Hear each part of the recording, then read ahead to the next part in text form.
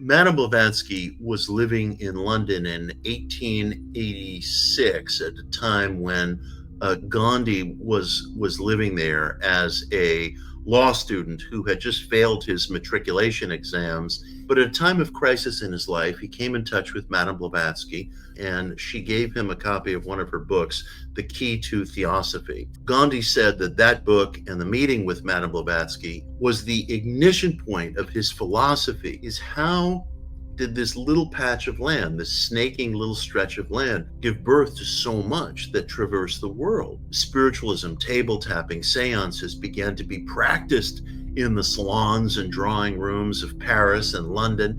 It was America's first religious export, and one historian called that a psychic highway. It was the birthplace of Seventh-day Adventism. It was the birthplace of Mormonism, spiritualism, suffragism, for that fact. Freud nursed a very deep and lifelong interest in parapsychology, which is to say study of ESP, telepathy, precognition. Freud wrote the following words, and people are going to find this hard to believe. If I were at the beginning of my career instead of at the end, as I am now, I would become a parapsychologist, because Ultra minds, ultra minds, ultra minds, ultra JK, ultra. Ultra minds, ultra minds, ultra minds, ultra JK, ultra.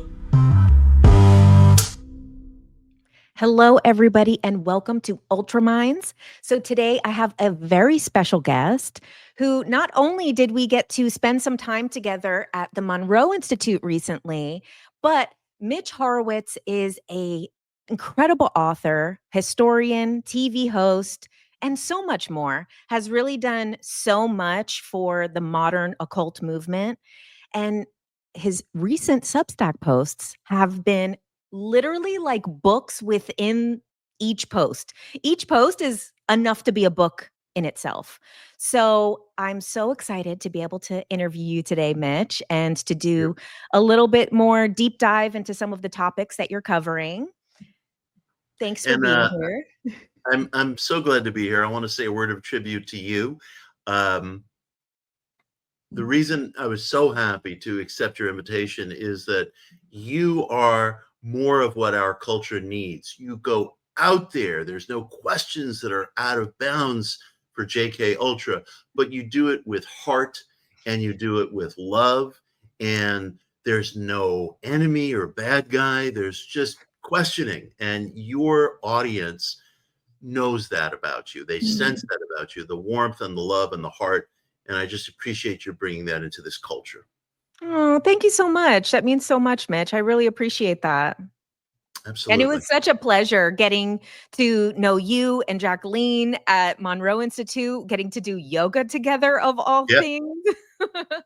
Monroe was such a wonderful experience. And not long after Monroe, I was on Duncan Trussell's podcast, and I had planned on bringing it up. And he brought it up without knowing that we all had been there for the week. So these kind of winks or synchronicities keep occurring around the Monroe experience that way. Right. So I want to know, kind of now after you've integrated, what was some of your biggest takeaways that you got from the week at Monroe? The biggest takeaway is that I came to realize, first of all, that extra-physical experience can be induced. Obviously, there has to be a willingness and a participation and a desire on the part of the individual, but the technologies that they have researched and harnessed at Monroe do permit the willing individual to have something like an out-of-body experience and to access non-local information.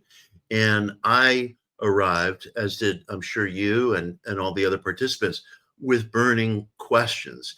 And I have to say the following. I think I shared this with our group, and I'm happy to share it with your audience. I received insights that were deeper and more actionable in that week at Monroe than I had, for example, through 5 years of traditional psychoanalysis, which I did in my late 20s. I may have been among the last people who did that. and I say that with, of course, deep respect for people in that field, because they're on the path too. They're searching too. But there's a kind of spiral that I think we all experience with talk therapy or related modalities. And in my experience at Monroe, you go much deeper and your velocity is much greater in terms of getting down to the core of things. And it was actionable in ways that I'm still coming to grips with. I wrote down, as I'm sure you did, a whole notebook full of notes.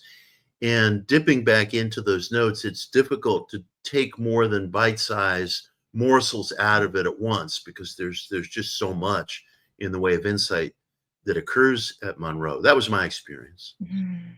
Yeah, I agree so much. And, I have done ayahuasca several times, Mhm. and I really would compare the experiences, but Monroe doing it in this way that is just more in control, Yeah. more gentle, easier. I would actually say the integration was a little more intense than ayahuasca because Mhm. ayahuasca, you're Mhm. in there you're out there.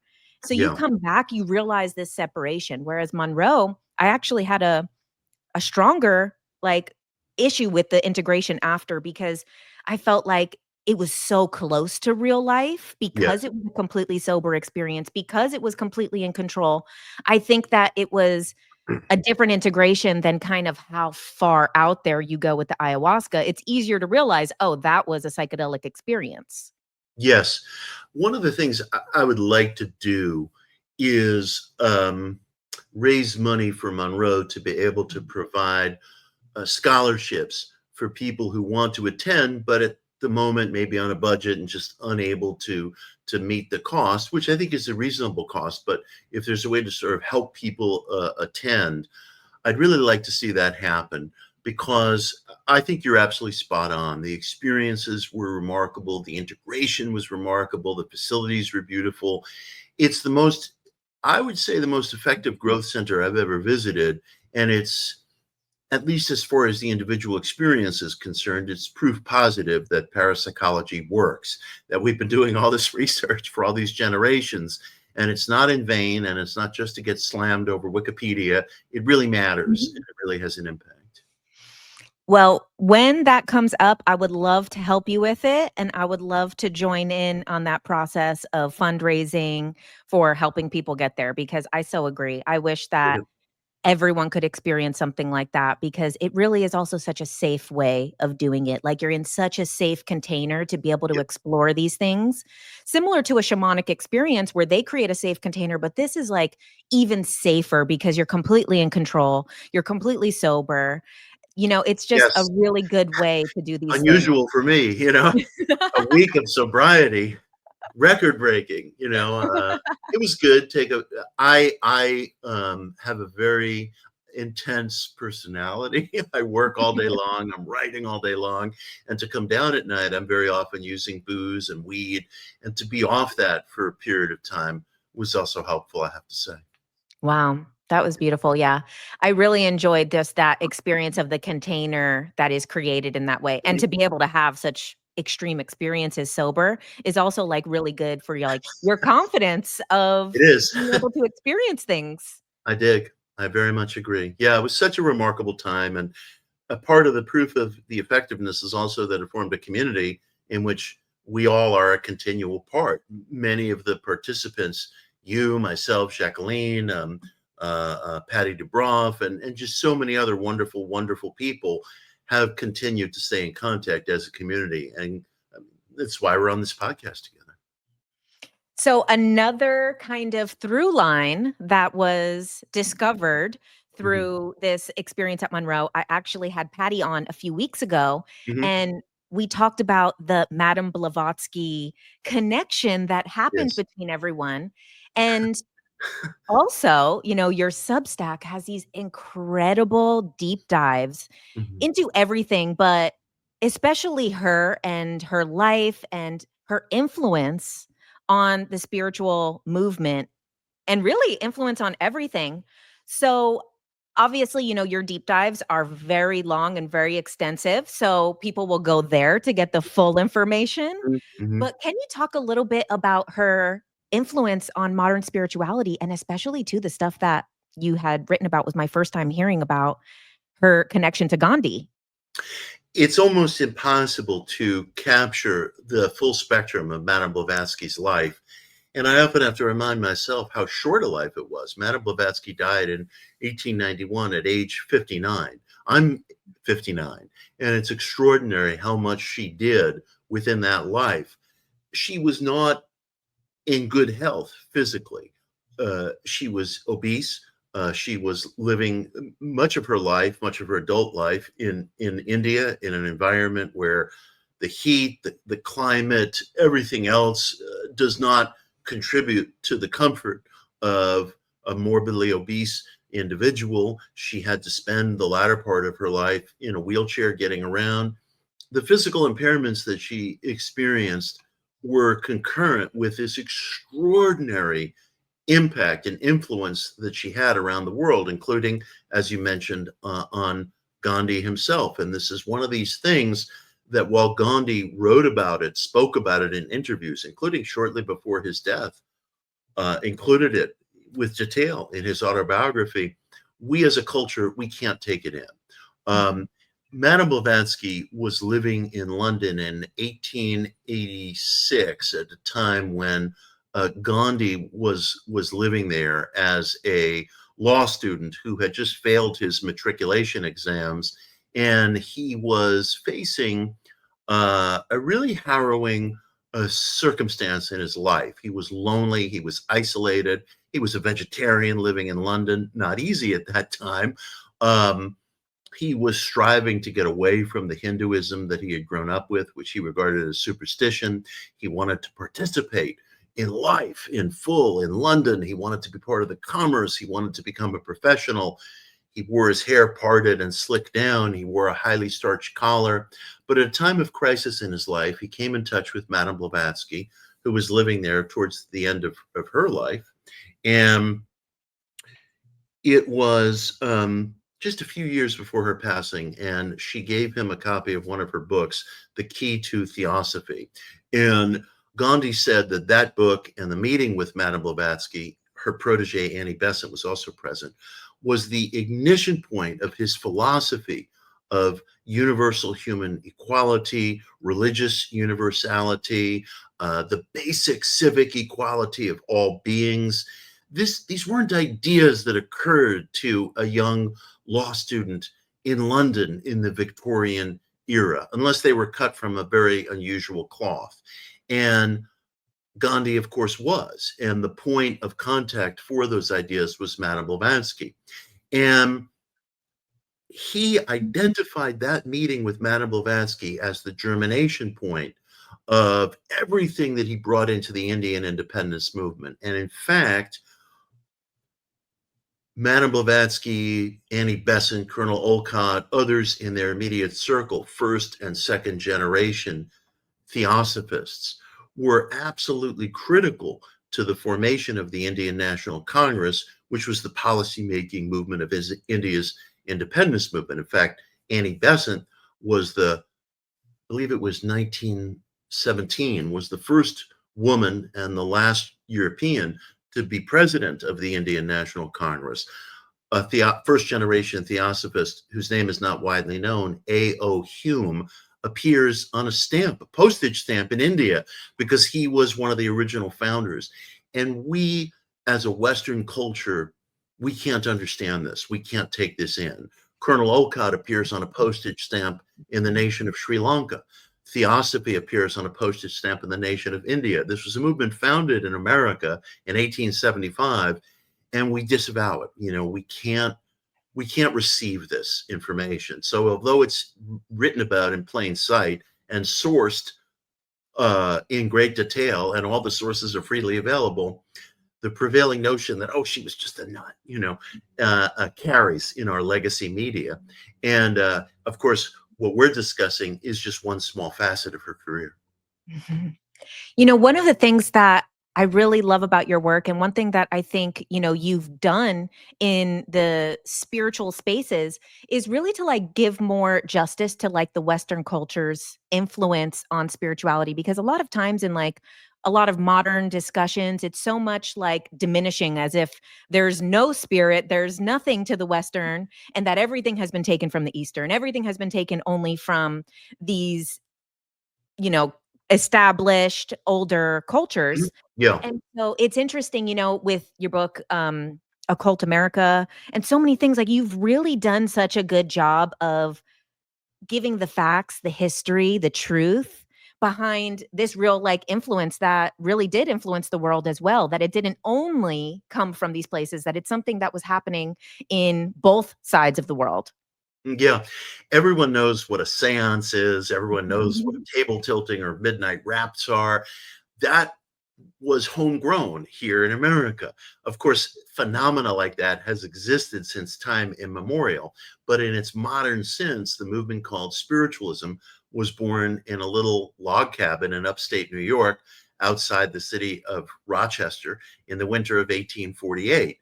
And it was the work, or it was received through the Fox sisters, two adolescent girls who are both celebrated and condemned, as befalls all of our spiritual figures. And the fact is, it wasn't until a few years after the Fox sisters that spiritualism, table tapping, seances began to be practiced in the salons and drawing rooms of Paris and London. It was America's first religious export. There were other religious exports that would soon follow, more or less from the same neighborhood. One of them was Mormonism. Joseph Smith grew up 50 miles down the road from the Fox sisters along the same carriage path, which is today U.S. Route 20. It's the longest continuous road in the United States, actually. And one historian called that a psychic highway. So much came out of these little log cabins in upstate New York, where people were experimenting. They were learning things. They were trying out new methods and modes and models.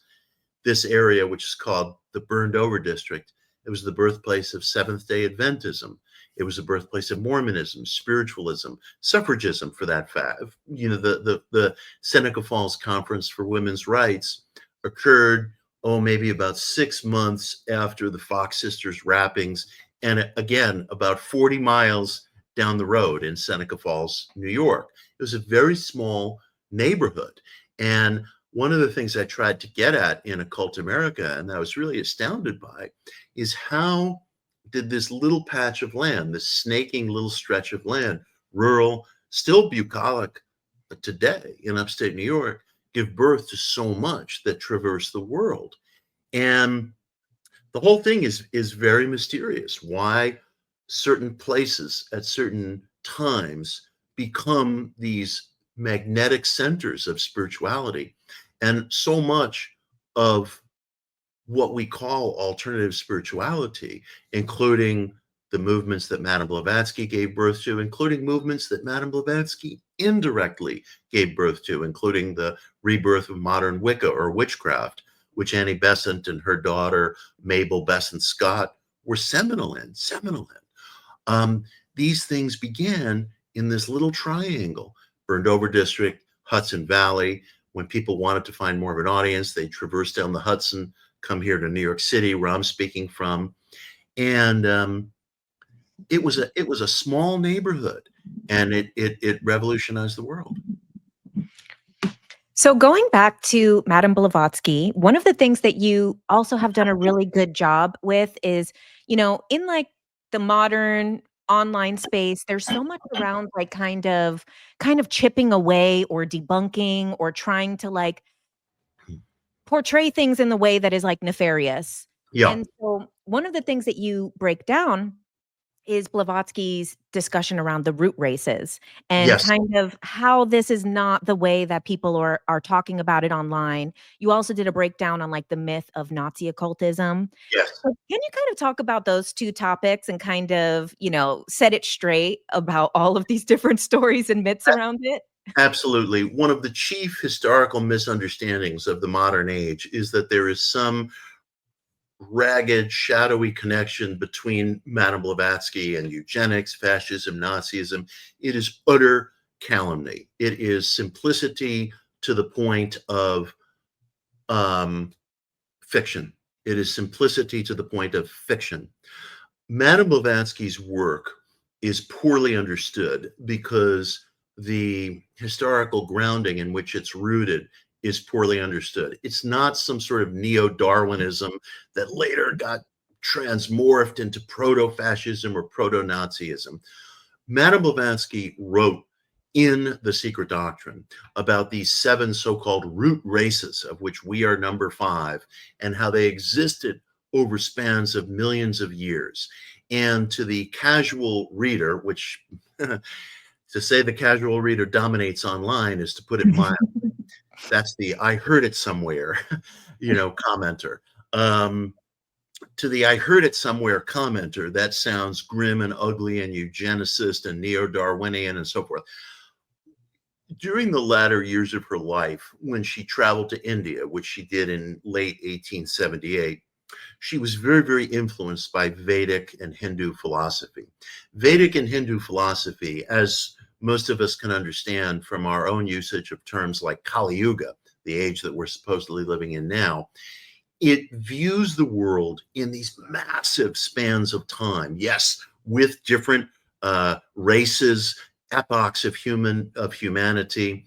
This is meant in spiritual terms that cannot be said plainly enough, not biological terms, not national terms, not terms of exclusivity, but in spiritual terms. The idea being that humanity passes through these massive epochs of spiritual tendencies, development, history, and that these things span periods of time that we would not recognize within our current materialist paradigm of dates and ages, and this is when the pyramids were built, and so on and so forth. It is a different reading of history, and that is what informs The Secret Doctrine. In the book, The Secret Doctrine, if people read it, most people won't. I have volumes of it right here. Have a good time this weekend. Most people will never read it. If you do read it, what you will find is that there are statements of racial insensitivity that speak to the Victorian era in which she lived and that are disappointing and wrong. And it demonstrates that even the most luminous intellects among us get it wrong, are ordinary and disappointing reflections of their era.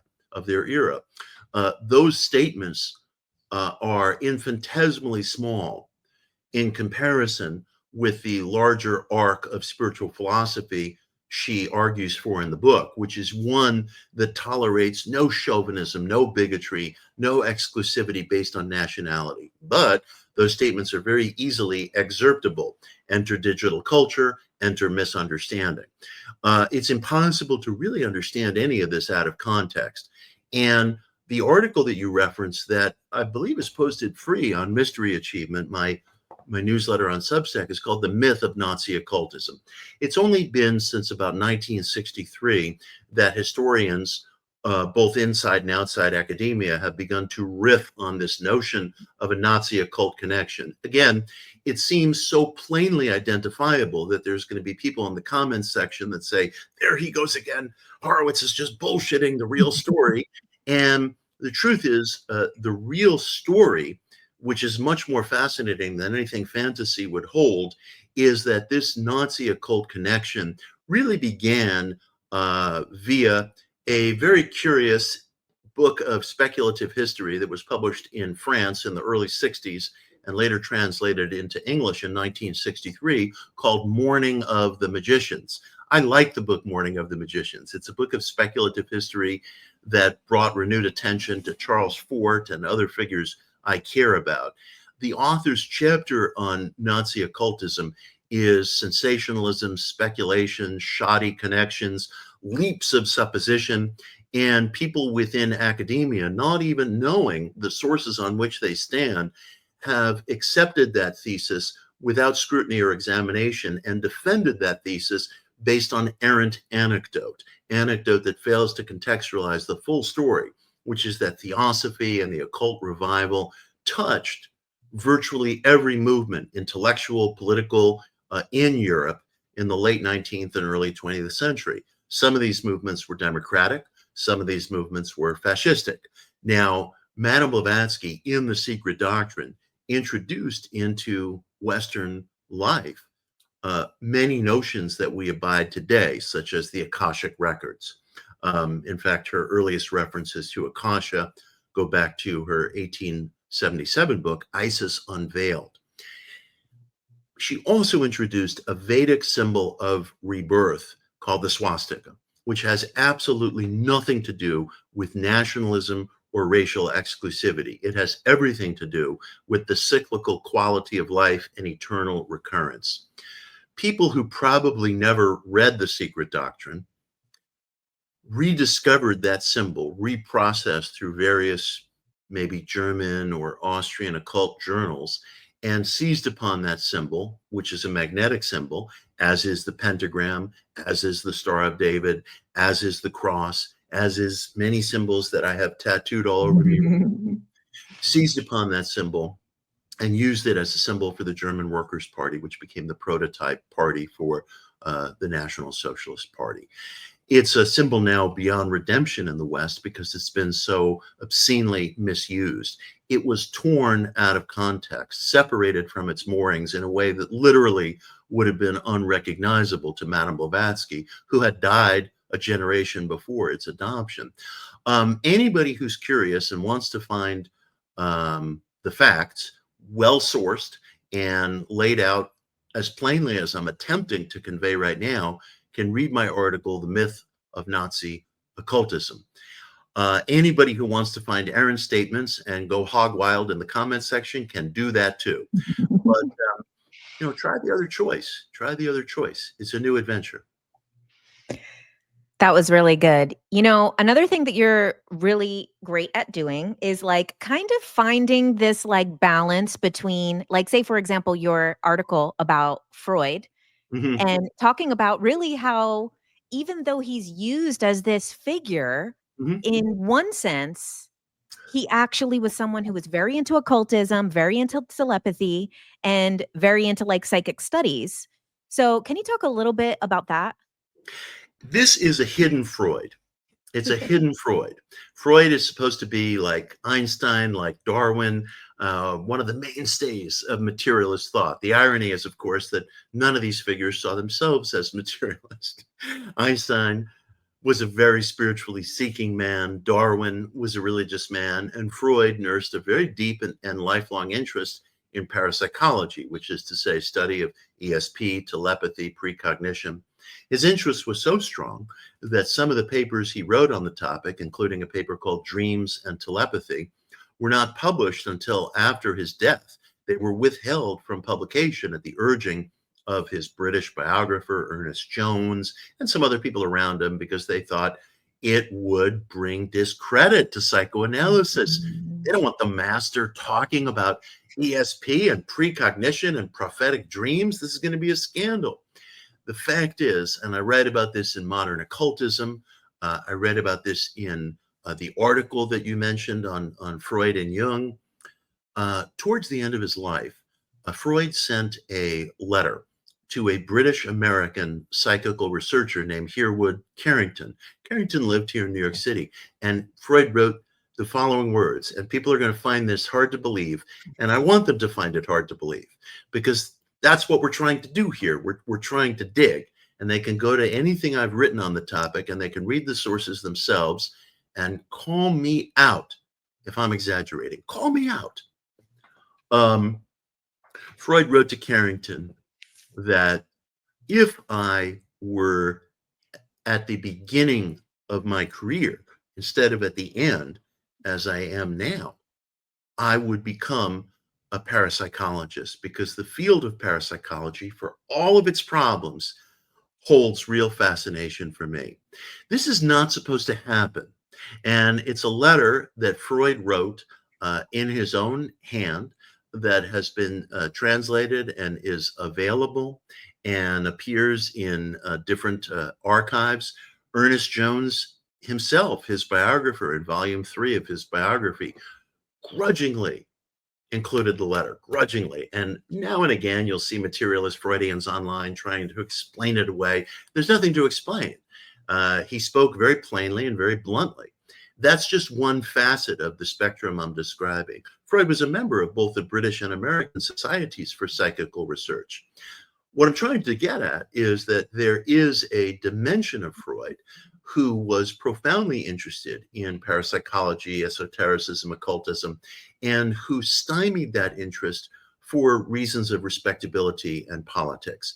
And he nonetheless still wrote several papers on the topic, some of which were published during his lifetime, some of which were delayed until after his death to avoid controversy. And the letter he wrote to Carrington is as plain as I can put it. It's the words from the master himself. So, as with Gandhi's affinity for Madame Blavatsky and the enormous credit that he redounds to her for his own philosophy of human equality, religious universality, as with Freud's profound interest in the parapsychological, in his own words, we write these things out of our cultural story because we like familiarity. And familiarity is not only not equal to truth, but in some ways, familiarity is the polar opposite of truth because it stops us from questioning. Mm-hmm. And you also just had an article that you posted about Jack Parsons trying to conceive the Moonchild. Can you talk a little bit about the Moonchild? It's such a trip. Jack Parsons, who really knew how to get himself in trouble, but who was a beautiful man and a lovely man and a hero to me because he was a real seeker. Jack, in 1946, was living in Pasadena, and he became friendly with a guy who dropped into his house and started living there named L. Ron Hubbard, a retiring man, not well known to your listeners. And he and L. Ron Hubbard embarked upon a very ornate and powerful ritual that had been devised by Aleister Crowley, who was in some ways Jack's long distance mentor. And this was called the Babalon working. And Jack's interest in this ritual was to produce a moonchild. And a moonchild was supposed to be this harbinger of a new eon, a new era. And Crowley, who was quite elderly and living outside London at the time, he heard about this because Jack corresponded with him. And Crowley wrote to his close friend, Carl Germer, and he said to Germer, I get fairly frantic when I hear what these goats are doing. They're trying to create a moonchild. They have no idea the magic that they're playing with. They have no idea what they're going to unleash. Anyway, Jack soon had a falling out with Hubbard, who stole Jack's girlfriend and ripped off his money. Exactly what you look for in a house guest. And Jack was sort of philosophical and melancholy about the whole thing. But if one respects the occult dimension of history, as I do, it bears raising the question, maybe Jack succeeded in raising this moonchild, because hand in glove with that, Jack was also explicitly interested in his own, according to his own language, his own testimony, his own writing, in creating a witchcraft revival. Well, very soon after Jack died, he died in an explosion in his garage. His widow, Marjorie Cameron, brilliant artist in her own right, she firmly believed he was murdered.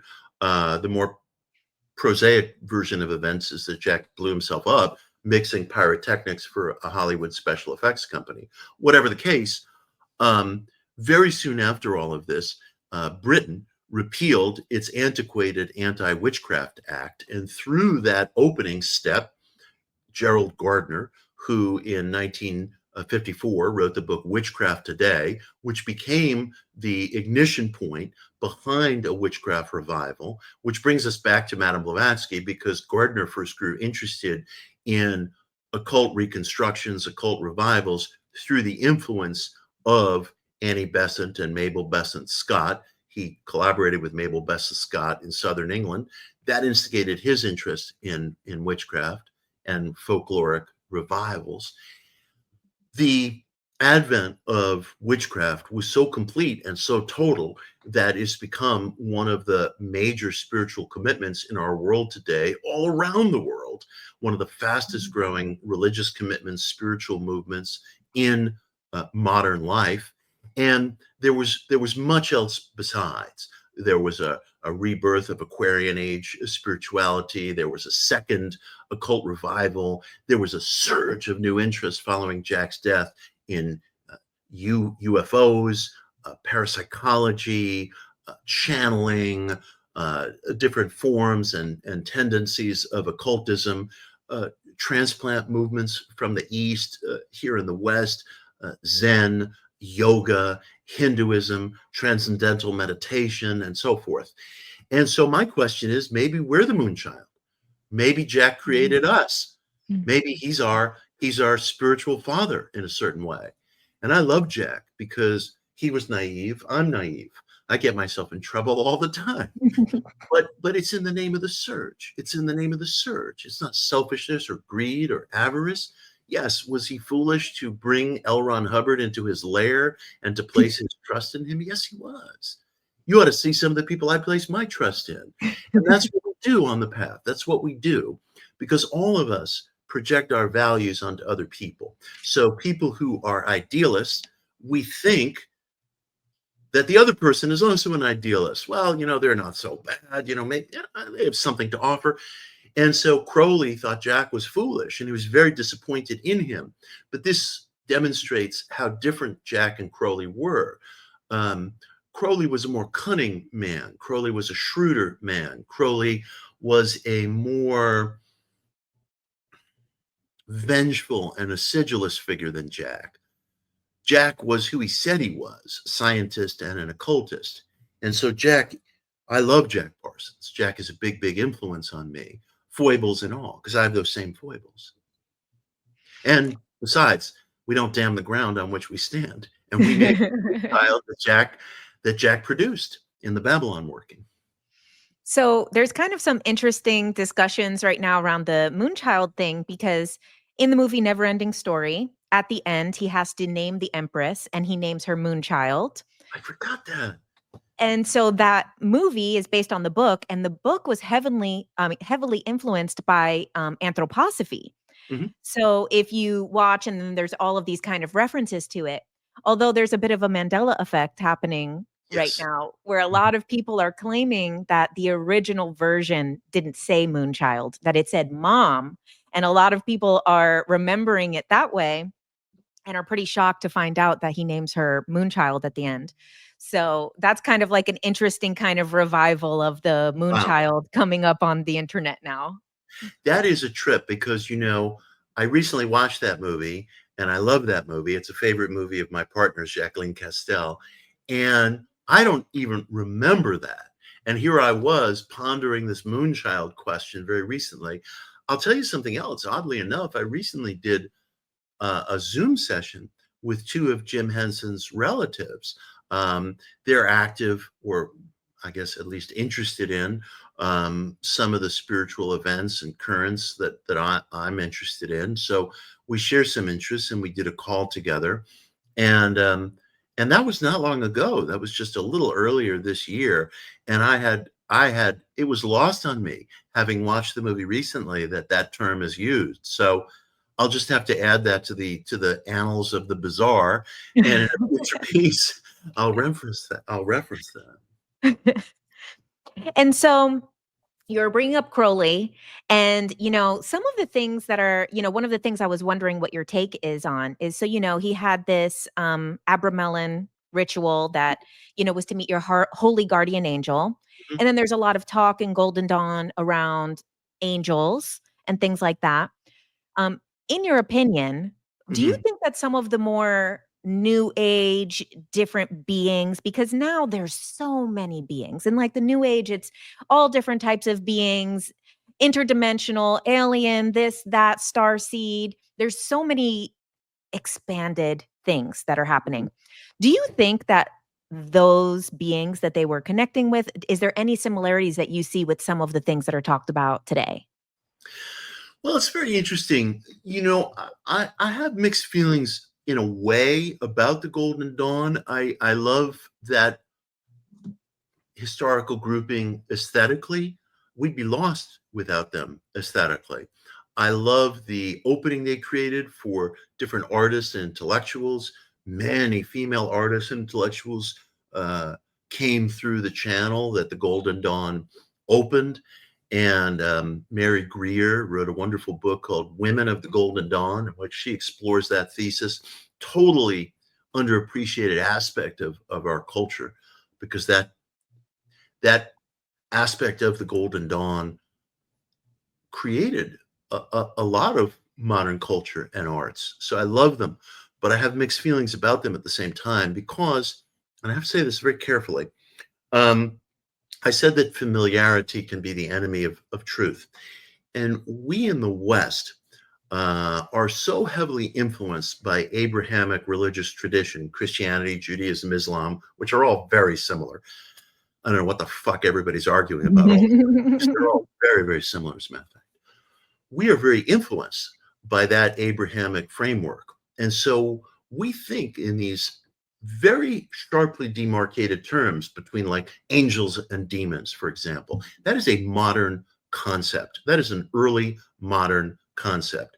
The term demon or daimon in the original Greek was a neutral term that meant spirit, like a worker bee spirit, not unlike what in Arabic would be called a jinn, or what we anglicize as genie. So genie, spirit, demon, daimon, guardian angel, these are modern concepts, early modern concepts, but modern concepts. The primeval writings that we possess in fragmentary form that became Western scripture did not have these sharp lines of demarcation. They didn't even have sharp lines necessarily of monotheism. In antiquity, there was a portion of the Jewish people who were polytheistic, and that's not much different from the situation in the Roman Empire, for example.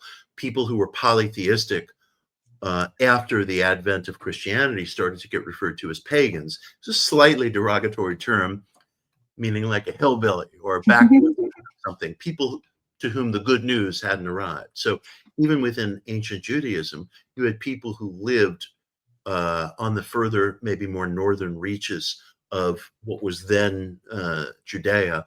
And we know that some of them were monotheistic by the names that they gave their kids. They ascribed names to their kids that were sometimes associated with a deity like an Abraxas or something that we don't view as part of Abrahamic tradition anymore. But tradition, it's really custom that gets calcified into a kind of walled off, demarcated point of view, and we all participate in it.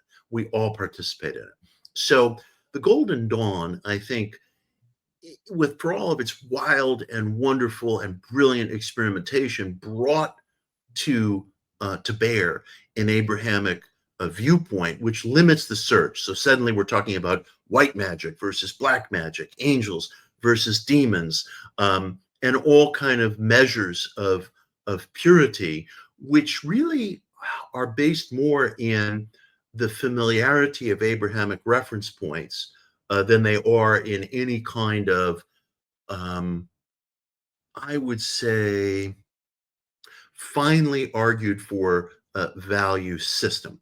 And so we in the New Age culture today, we moon children, we have imbibed that and we have accepted that. And there's too much argument around these topics. It's passé. We have to get around this. You know, we as a generation, we need our own points of reference. We need our own definitions. We can't just use off-the-shelf definitions that seem overwhelmingly persuasive because of familiarity. Familiarity is not truth. And so that ripple effect touches us today in the 21st century. And I ask people, even just as a private exercise, in fact, more importantly than anything, as a private exercise, to question their own reference points, because the certainties that we have, whether it's about Madame Blavatsky or about occultism and Nazism or about what Jack Parsons was up to, these certainties are rarely subject to scrutiny, to examination, and do it privately, because social media is the hive mind, and it has a use, but it's the hive mind, and there's not the digging that a person needs to do is more of a private affair. Mm. So you and I had first met in Roswell Yes, when so when you were doing Alien Encounters, Fact or yes, Fiction. that's I was right. one of the subjects, and That's I right. think my thing got mostly cut out, probably because it was a little bit more out there than some of the other ones. It was Or out around there. And to my objection, and if we ever go into further seasons, you're coming out to Roswell again. So well, one of the things that, with talking about my UFO experience growing up, the advice that you had given me at the end, which obviously did not end up airing, was very profound and very similar to what you're saying now, which was you said to let go of all of the labels of stuff. Forget the word UFO, forget yeah, the word soul, forget the word gray, forget the word alien, right. and then sit with the experience and really see what comes of it. So it's like that was very profound in that moment. Obviously, everything was so busy on set. There were so many moving parts. But after I came home and had thought about it, I was like, wow, that really was very profound advice that actually helped me to kind of separate from a lot of labels and topics and information that I had already consumed, and to look at more of all of the spiritual information, even, the biblical stuff to Mhm. new age to all of it as really like stories and labels. And it really helped me to find a more paradoxal, neutral understanding on kind of all of these topics. I appreciate that very much. And the the big experience for me in shooting that show was the manner in which we are all having the same conversation historically and today. And we are conditioned to use language that belongs to our generation. So we will say things like reptilian or gray or tall white or flying saucer. It's the language that belongs to our era, where somebody from an earlier time might have said Jinn or genie or daimon or any number of other things. And I was struck by reading a book that President Teddy Roosevelt published in the early 1890s called The Wilderness Hunter, about his experiences big game hunting at home and abroad. And he told what we would recognize as a Bigfoot story, and it occupies about 4 pages in the book. It's events that transpired along the Idaho-Montana border, which even in the late 19th century was real wilderness. And he recounts this story, and it's bone chilling, but he uses the term goblin. He calls it a goblin because obviously the term Sasquatch or Bigfoot was not available to his generation. So presumably he grew up reading Grimm's fairy tales, and an unknown beast to him is a goblin. And so you flash forward to the 21st century, and not only are we talking about Bigfoot or Sasquatch, but maybe it's an interdimensional being. Maybe it opened a rift to another dimension, and that's what we're experiencing. I'm going to be exploring that in a future book called Multiverse. And what you experienced is a classical encounter with the other world. It's in the Vedas, it's in the book of Ezekiel. It runs throughout human expression since time immemorial. I would even go so far as say it goes back to the experience of our own Neanderthal ancestors, who themselves had talismans like eagle claws or bear claws, and fashioned figures that were like bulbous feminine figures of what we presume to be a fertility deity of some kind. In the mid 19th century, these things got termed Venus figurines, just shorthand used by archaeologists, but they existed. They're real. You can hold one in your hands. So even our Neanderthal ancestors, pre-Homo sapien, had the experiences that you had, which they personified into a god whose name is lost to us. So we call it a Venus figurine, even though the name Venus wasn't heard until millennia later. It's just the reference point that they had in the mid-19th century. So your experience and the experience of a lot of other people and that of many of your audience members, it's part of the eternal human story. And again, this is why I ask people, don't get hung up on language. The moment we place a label on something, the search ends. Analysis may begin, and that may be of greater and lesser value, but the search ends. I use labels too, because we need to speak in terms of generality to one another. And I can't be spending the whole day saying to people, don't say manifest, say select. You know, it just becomes a pain in the ass after a while, and it blocks the exchange. So I use generality. We all have to. But don't get attached to it. Don't get emotionally attached to it, because once we do, the search is over. Mhm. And the walls You go know, up. and a lot of things that I talk about in some of my content is around like, reality, consciousness, things like that. And similar with those terms that we use today, like matrix, video game, simulation, NPC. These are all the modern terminology that we are explaining something that has been around. It's been in the Vedic texts for thousands of years. Yes, and I have to be careful of that, because I mentioned I'm writing a new book called Multiverse. The idea of a multiverse, it's just conceptual. I don't know. Nobody knows. We have a many worlds theory that grew in the 1950s. Prior to that, in the 1940s, Neville Goddard was talking about a serial universe in his brilliance and prescience. But we experience the invisible world through metaphor. So I say multiverse, somebody else says something else, and we grow so attached to these metaphors that it gets emotional. And again, the walls start going up. And I have to be careful as I'm working on this book that I don't elevate the notion of a multiverse to some sort of base reality, because it's not. It's just ourselves that we're experiencing, and our sensory capacity to make some sense of this other world. And this other world is something we experience like we experience lightning. It's there, but we understand it fragmentarily. So we have to tone it down in terms of elevating these concepts, these modern words, to absolutes. And I've also heard some people break down kind of the word alien, and kind of alien is very similar to like El, which would sometimes be God, sometimes be angel, and then kind of it to mean like the God inside. And what we're seeing is like a projection of ourselves, and that this is not actually an outside being, that this is really like an internal aspect of God that we're just now depicting as kind of having these eyes, but that it's very normal for people to kind of, in all different types of experiences, the biblically accurate angels with the eyes. I mean, psychedelic experiences with the eyes. I mean, even at Monroe Institute, I was seeing eyes.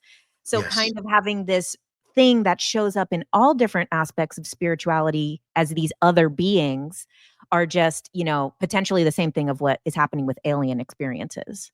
Absolutely. And it seems to me that alien encounters today in the 21st century, those experiences are part of this primeval human record of encountering the beyond, encountering the unseen world. And again, I can't say plainly enough, it goes back to prehistory, it goes back to Neanderthal history itself. And so we have a term and we have words. And in our era of this present era of technology, Kenneth Arnold has an experience. He frames it in a way, or newspapers do the job for him of framing it in a way that it's a flying crescent, it's a flying saucer, it's this, it's that. Next thing you know, we're sitting around looking at the TikTok video saying, wow, this is fucking mind blowing. And it is mind blowing. And it is real, and it is empirical, and we don't know what it is. If it's not some sort of a super weapon of which we're unaware, and if it does have some extraordinary quality to it, it may be that our experience of that quality is conditioned by what we're able to take in, what we can take in.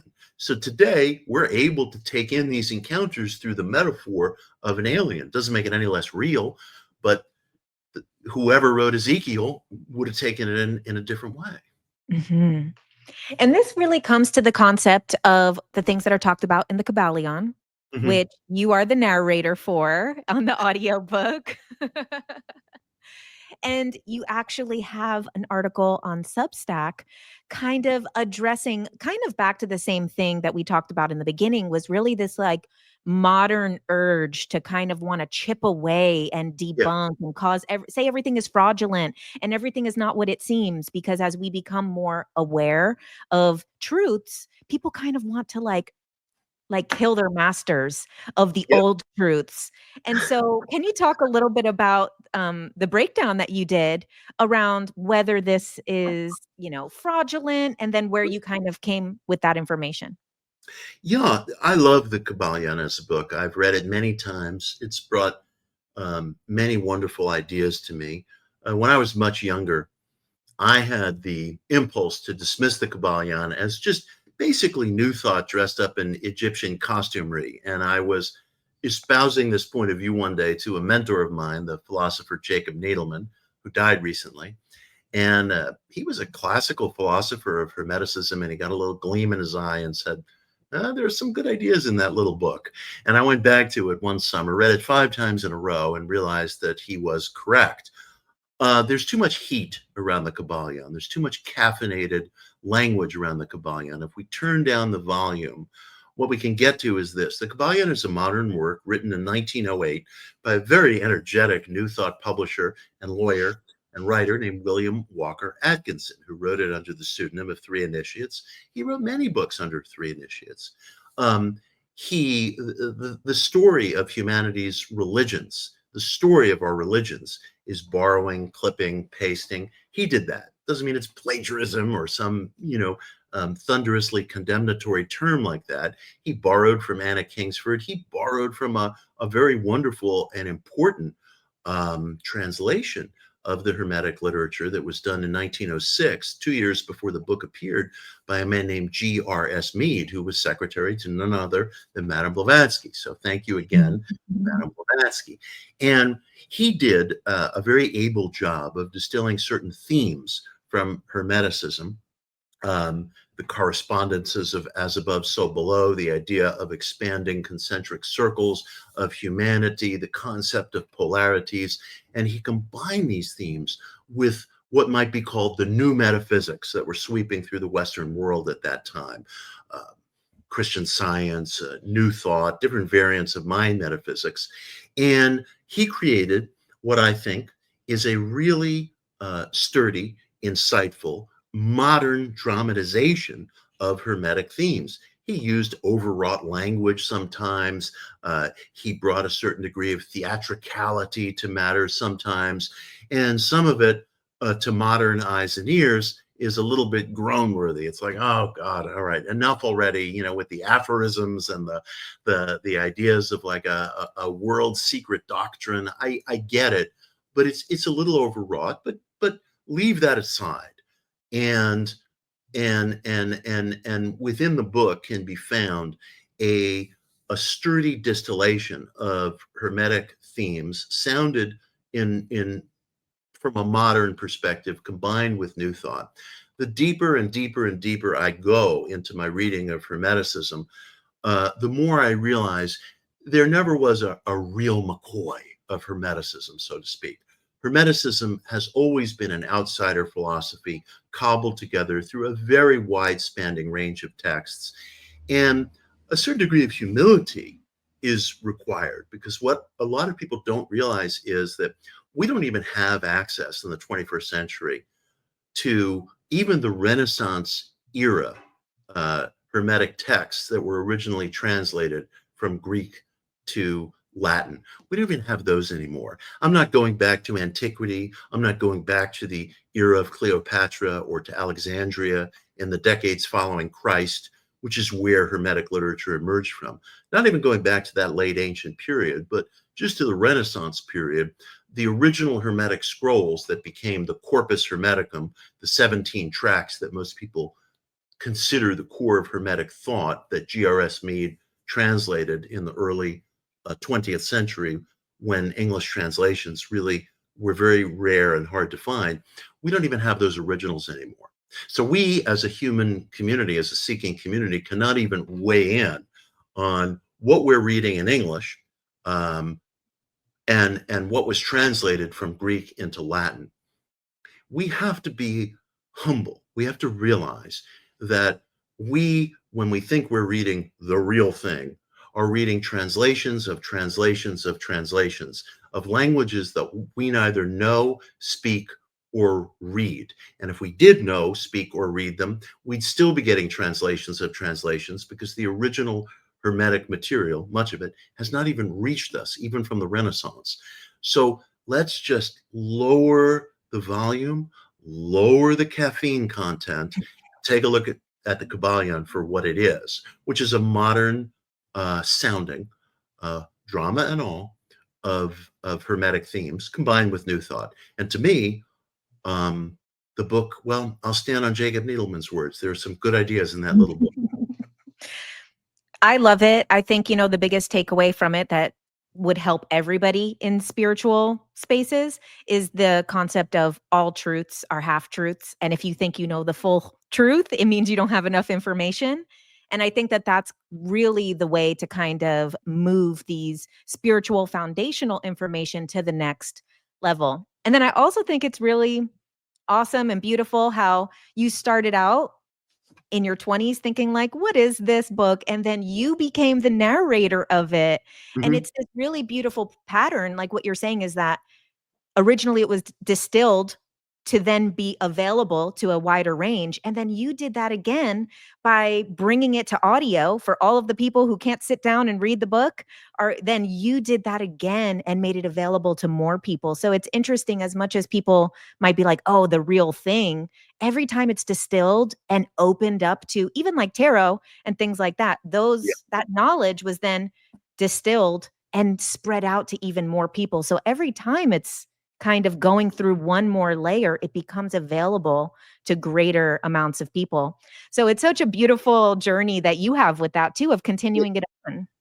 It went places I never would have foreseen, including the making of a Kybalion movie, a documentary that I made with director Ronnie Thomas, premiered actually, believe it or not, as the #3 documentary on iTunes.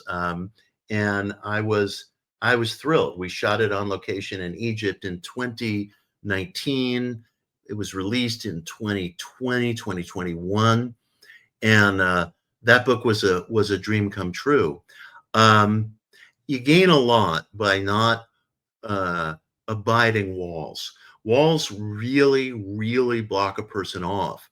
And if I had stuck with my original judgment about the Kybalion, those opportunities would not have come to me. Now, ironically, when I put out my first book, Occult America, in 2009, I was one of the first people, although there's lots of credit to go around, including to the great Mary Greer, including to scholars Philip Desley, Richard Smoley, but I was one of the first people to identify as a documentary fact that William Walker Atkinson was the sole author of this tripartite book, attributed to 3 initiates. And people were pissed because they felt like it was parting the curtain on the Wizard of Oz. And how dare you? It was Paul Foster Case with him. It was this, it was that. And, back in that day when the internet was still in relative nascency, there was controversy even to provide documentary evidence for Atkinson as the sole author. I'm not suggesting he doesn't have other sources, and I've elucidated them. Richard, Mary, Philip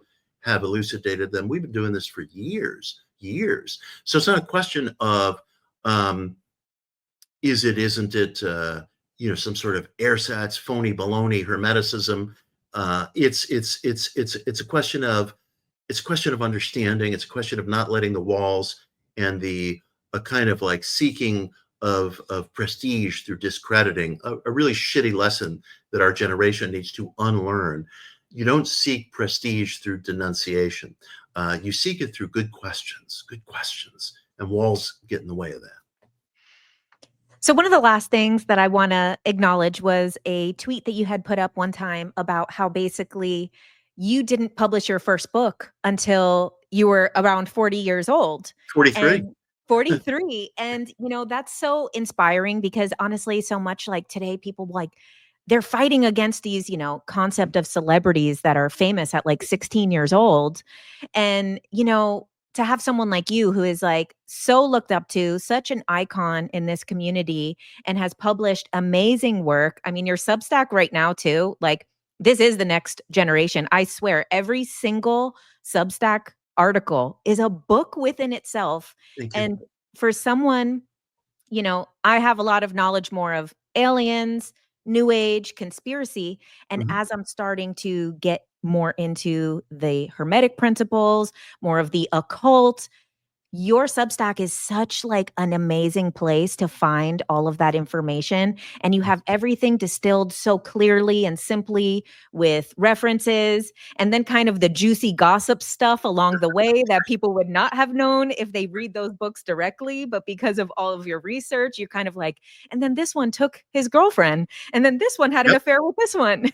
Yeah, it's the human story, you know. It's one Shakespeare play over and over and over, you know. Well, thank you. Thank you so much. I always want people to know that I didn't publish my first book until I was age 43, going on 44, actually. Today I'm age 59, going on 60. And you don't have to be bound by the traditional timelines, by society's timelines. And it's very difficult for all of us because, as you were referencing, yes, we see some 16-year-old, just breaking the sound barrier over TikTok or Instagram or what have you. And we all have the same response. Why can't that be me? And oh my God, I'm 30 and I haven't earned my first million. I'm just going to go lay down and die. I mean, take time, man, because the only things that really get remembered about you are your relationships, as Joe McMonagle taught us at the Monroe Institute, and lasting works, works of posterity that you're able to produce, and that can take some time. It can happen all in a hurry. That is absolutely true. It's especially true for musicians, but for writers, certainly other kinds of artists, it can really take time. Man, I had left behind writing. When I got out of school, I was a journalist. I didn't like it. I got into publishing for many years. Publishing provided me with financial stability, but there was a heartache that people didn't see. And that heartache was leaving behind writing.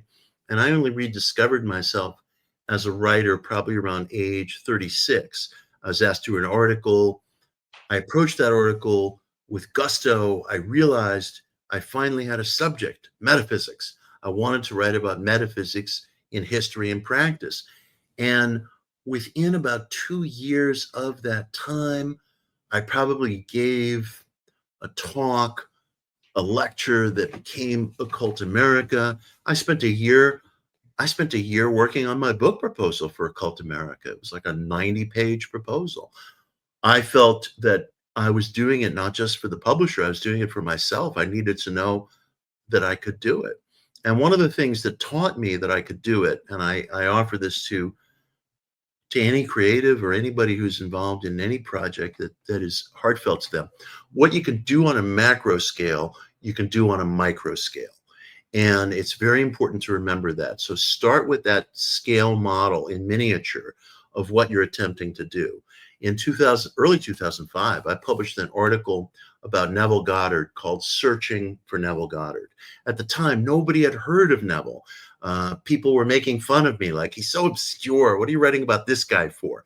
And I thought, no, there's something here. There's a person of great substance here. And that article just went out into the world in so many different directions. But most importantly, it taught me that I could do it. That little article, which must have been, I don't know, probably 2,000 words, taught me that what I could do on a scale of 2,000 words, I could do on a scale of 100,000 words, just employing the same principle. And that gave me the warranted confidence that I could write Occult America. But still, I structured that proposal with the care of building some great edifice or monolith. Nobody was paying me to do it. and it came out to just under 100 pages. I had to convince myself. So when the thing came out, I was 43, going on 44. I couldn't have done it at a younger age. For whatever reason, I just didn't have the chops. So don't feel bound by society's timelines. Don't feel bound by the timelines that social media forces on us. All that stuff is meant to, it generates anxiety. You know, every artist feels a sense of wanting to be seen by the world, feels a sense of doubt. Am I good enough? Can I do it? And algorithms and social media, they play on that doubt. They play on that doubt. They keep you looking over your shoulder. They keep you making comparisons. I know it's hard, but I always advertise to people my age and how old I was when I first did it, because I don't want people to feel tyrannized by that timeline. Wow. Thank you so much for doing this. It's truly an honor to have your occult knowledge, but then also your real life practical advice as well. Thank And I you. know it's going to really help a lot of people because everybody is going through the same thing. As successful as they are, they're still falling into this comparison and these timelines. And it's really like there's no bounds to that feeling. Yes. So I really appreciate you for doing this. Appreciate all of your work. It's such an honor to get to know you, to spend the time in Monroe Institute, and I'm excited for whatever ends up next. Thank you. Thank you. I am too. I work all the time because I love it. And it's what I wish for everybody. You know, when the line between work and passion just vanishes because you're doing what you love. And I wish that for you. I wish that for all your audience viewers. Thanks for listening. Thanks for listening to Ultra Minds with JK Ultra, where every Thursday we come out with a new interviewing some of the greatest minds in spirituality, consciousness, aliens, conspiracies, astrology, and so much more. And make sure you check out my Tuesday Night Live every Tuesday night, where I do a live stream and we do a Q&A and we go a deep dive into topics like the simulation theory, shadow work, spiritual bypassing, spiritual gurus turned cult leaders, aliens, my own experiences, and so much more. So make sure you subscribe, put on notifications, and if you would like to support my work, you can also become a subscriber to my Substack, which is $11 a month at jennifercarmody.substack.com.